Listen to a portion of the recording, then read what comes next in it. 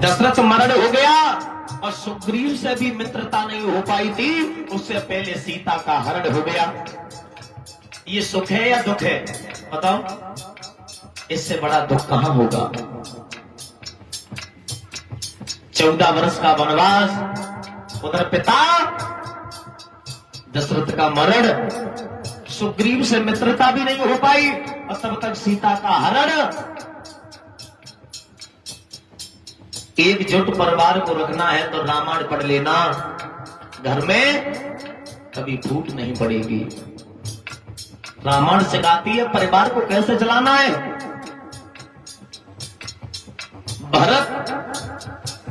भरत को राज तलब होने के लिए जा रहा है, राजा बनाया जा रहा है। भरत ने साफ मना कर दिया, इस राज्य के अधिकारी तो मेरे बड़ी भ्राता है, मैं राजगद्दी पर बैठने का हक मेरा नहीं है।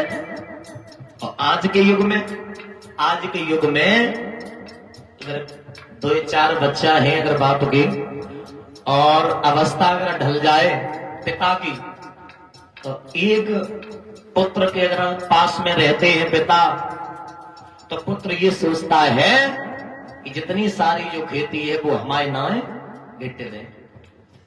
और वो भरत ने परम पिता परमात्मा भगवान श्री राम से एक अरदास की, भैया आप मेरे पिता के समान हो, पिता हमारे खत्म हो गए, दुनिया को छोड़ करके चले गए, आप मेरे पिता हो, तो मैं गद्दी पर नहीं विराजमान होऊंगा जब तक आप हो।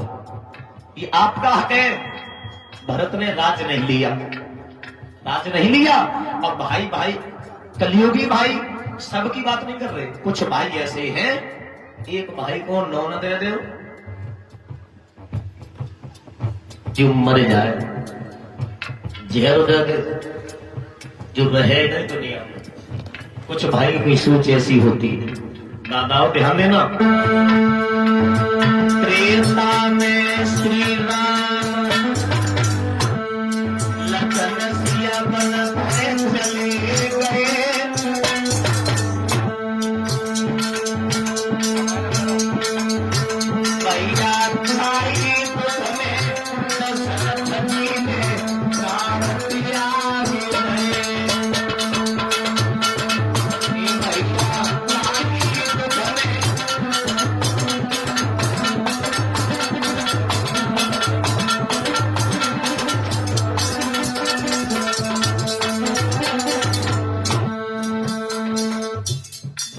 श्री राम जैसे संकटों में जूझ रहे हैं। पिता दशरथ मरण हो गया, सुग्रीव से मित्रता नहीं हो पाई, सीता का हरण हो गया, जंगल में भटक रहे सीता सीते तुम कहां चलेंगे सीते, ढूंढते श्वेत पुल का निर्माण किया, लंका में पहुंचे, रामादल में छोटी भैया लक्ष्मण की शक्ति लग गई,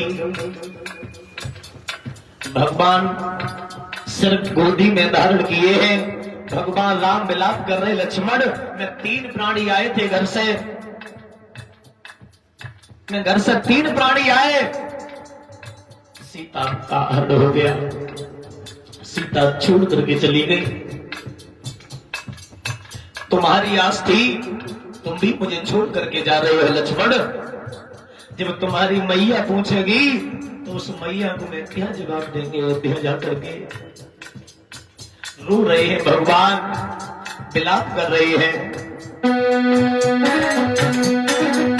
अरे लगन की नाड़ी छूट गई, अरे लगन की नाड़ी छूट गई, भैया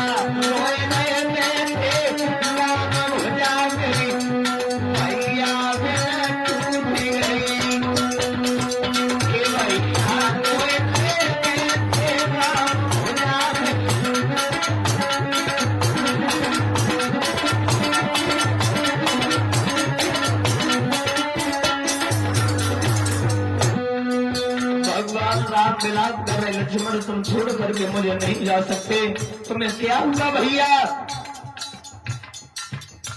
स्वयं परमात्मा जगत को चलाने वाला ईश्वर ने क्यों संकट झेले? ये संकट इसीलिए ही झेले थे आज के दिन के लिए कि कलयुग आगे आएगा तो कलयुग में जो रामायण पढ़ेगा वो सुख चैन से रह पाएगा।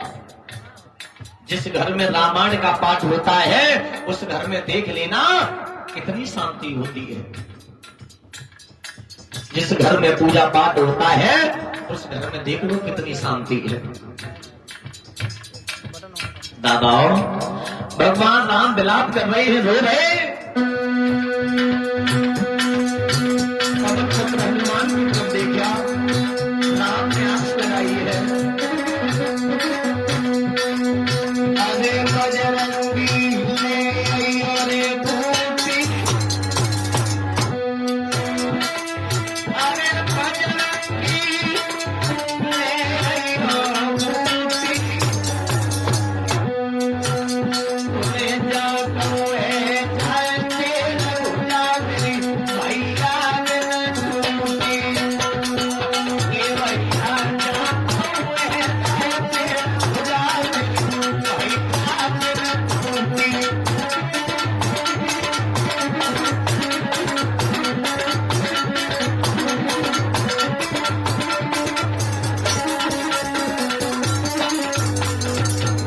भगवान परमपिता परमात्मा राम रामा दल में और भी बैठे थे, सब रो रहे थे पर सबके चेहरे की तरफ भगवान देख रहे हैं। किसी के चेहरे की तरफ आस नहीं टिकी। समझ गए भगवान राम ये मेरा काम तो पवन पुत्र ही कर सकते हैं।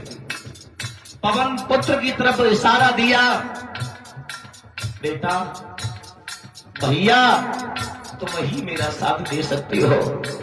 बजरंग बली आगे बढ़े, चरणों पर हाथ रखा, जवाब दिया प्रभु आप केवल आदेश कर दो, आदेश कर दो, धरती आकाश में ईट कर दो, आप मुझे आदेश तो दो। भगवान राम बोले हनुमान अरे बजरंगी ले आई रे भूति, अरे बजरंगी ले आई हो भूति, तुम्हें जाकर में जाएंगे रघुनाथी, भैया मिल टूटी, ये भैया जाकर में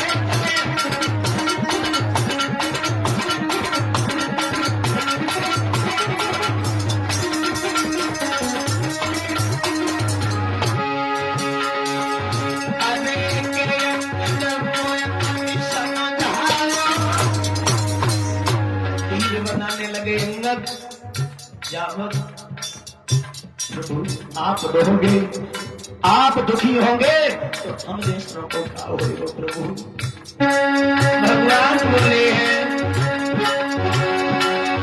अरे अंगदी मोहि पति सर्वंगालो,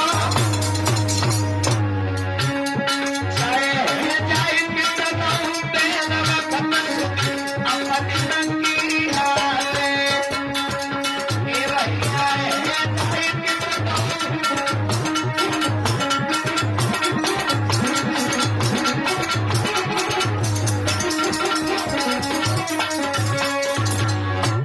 भगवान राम ने पवन पुत्र हनुमान को भेजा।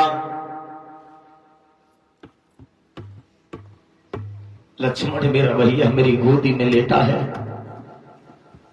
भगवान राम विलाप कर रहे हैं, लक्ष्मण तुम मुझे छोड़ करके ऐसे नहीं जा सकते।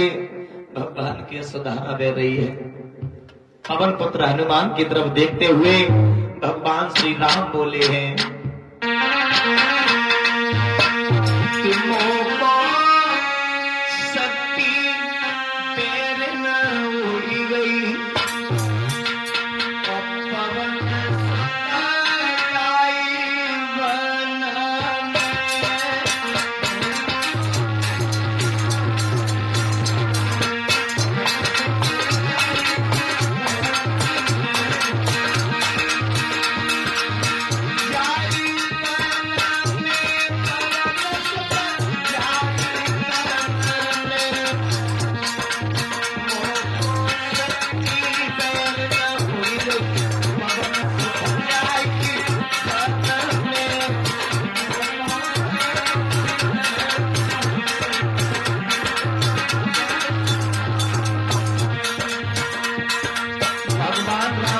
करके हनुमान की तरफ देखते हुए कहते जा रहे हैं, हनुमान पहले हुआ पिता का मरना, पहले हुआ पिता का मरना, दूसरे हुआ सिया का हरना,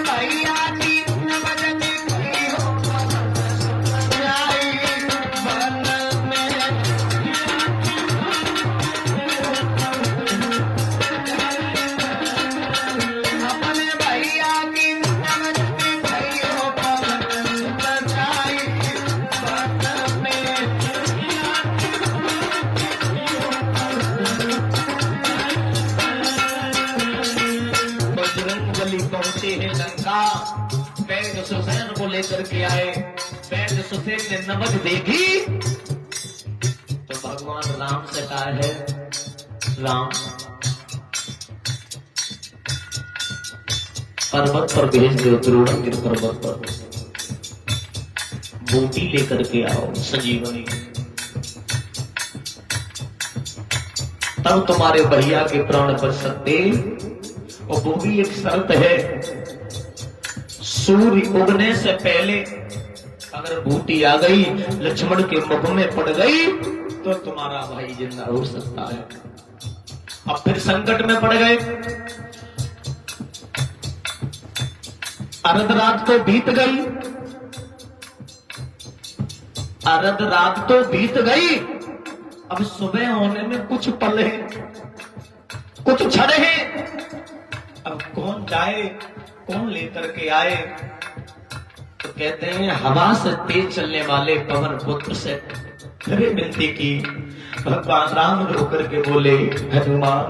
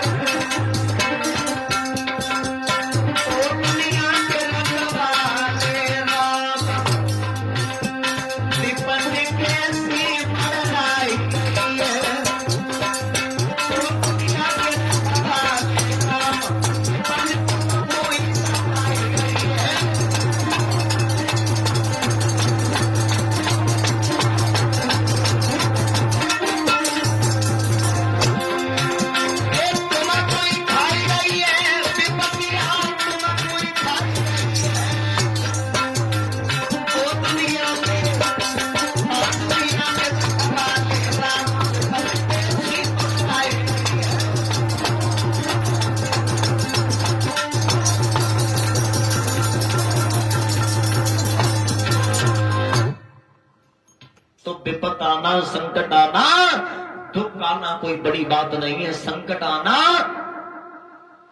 मानव के जीवन में संकट आते हैं तो मानव का विवेक खुल जाता है।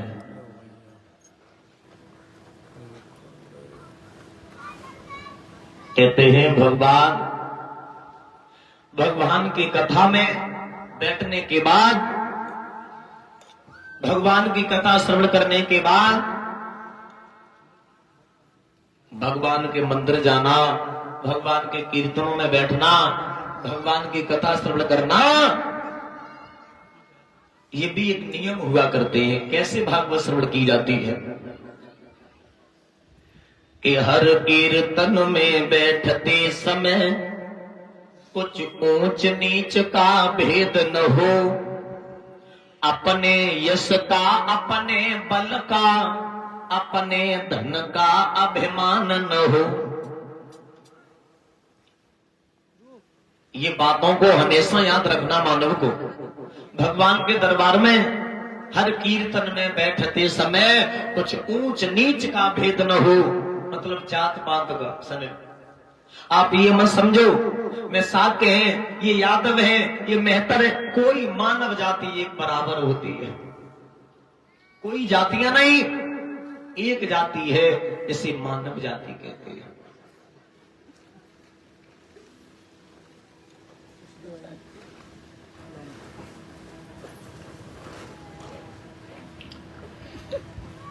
हर कीर्तन में बैठते समय कुछ ऊंच नीच का भेद न हो, अपने यश का, अपने धन का, अपने बल का अभिमान न हो।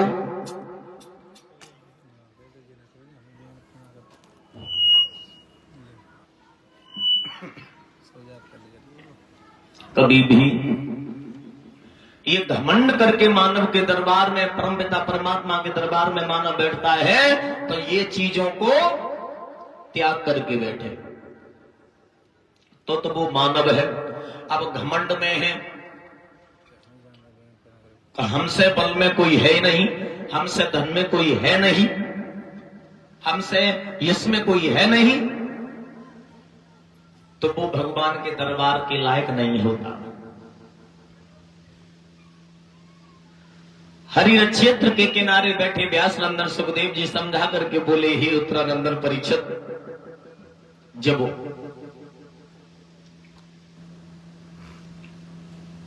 सती जो मैया जो थी कुंड के पास में बैठ करके शरीर को जलाया, भोले बाबा ने एक गढ़ प्रकट किया, जिस गढ़ का नाम था वीरभद्र। वीरभद्र पहुंचा, सारी माया को सामने रख दिया।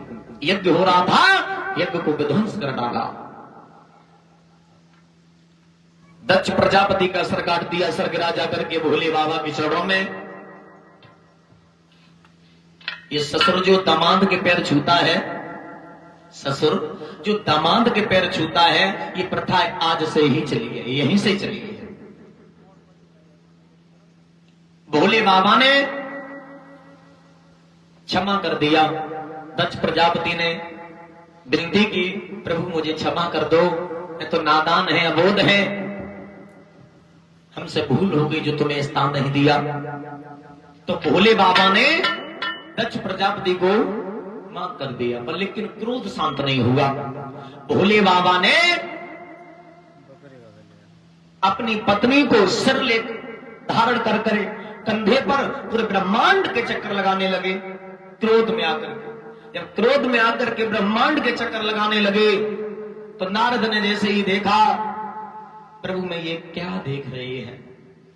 विष्णु भगवान के पास पहुंचे नारद, स्वयं परमपिता परमात्मा भोले बाबा ही अपनी पत्नी को कंधे पर धारण करेंगे तो आगे कलयुग में पता नहीं क्या होगा। तो विष्णु भगवान ने सुदर्शन चक्र को आदेश दिया, सुदर्शन चक्र से मैया सती के 9 टुकड़े हुए, 9 टुकड़े हुए।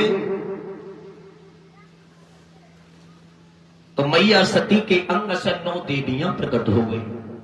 जब 9 देवियां प्रकट हुई, 9 देवियों ने हाथ जोड़े, प्रभु में मेरा काम क्या रहेगा।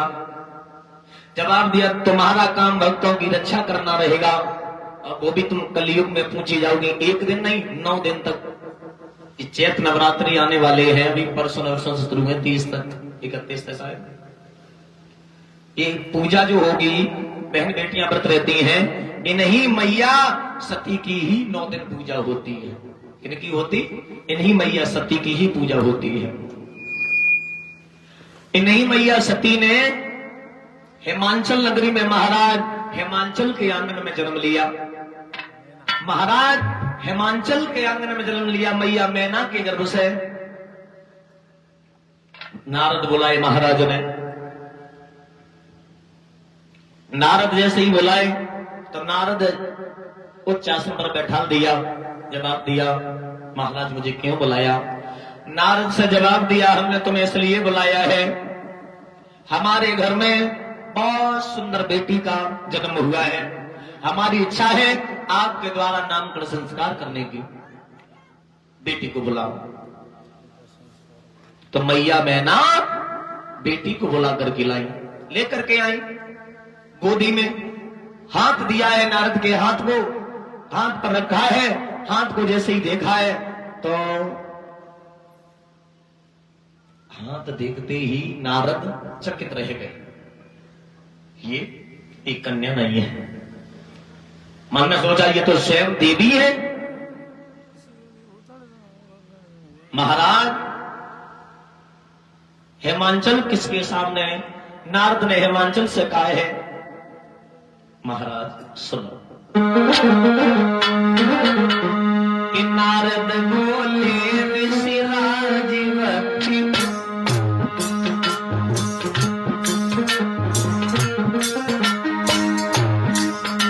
नारद बोले ऋषि राजवती, ये कन्या नहीं कहानी, कौन आदि संकट कहानी है।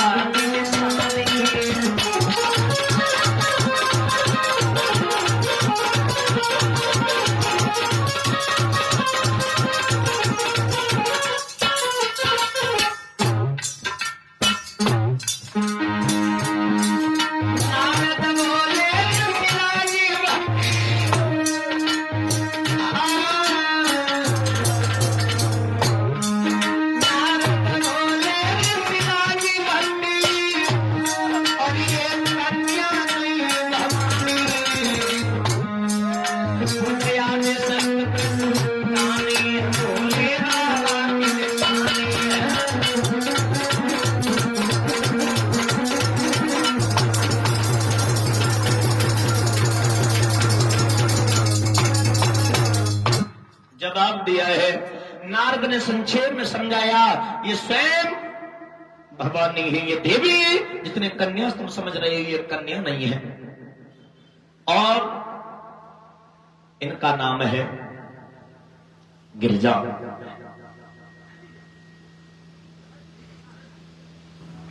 शादी आपकी इच्छा है, जिसके साथ में करना चाहो उनके साथ में कर देना, पर लेकिन योग बनना है। कोई योगी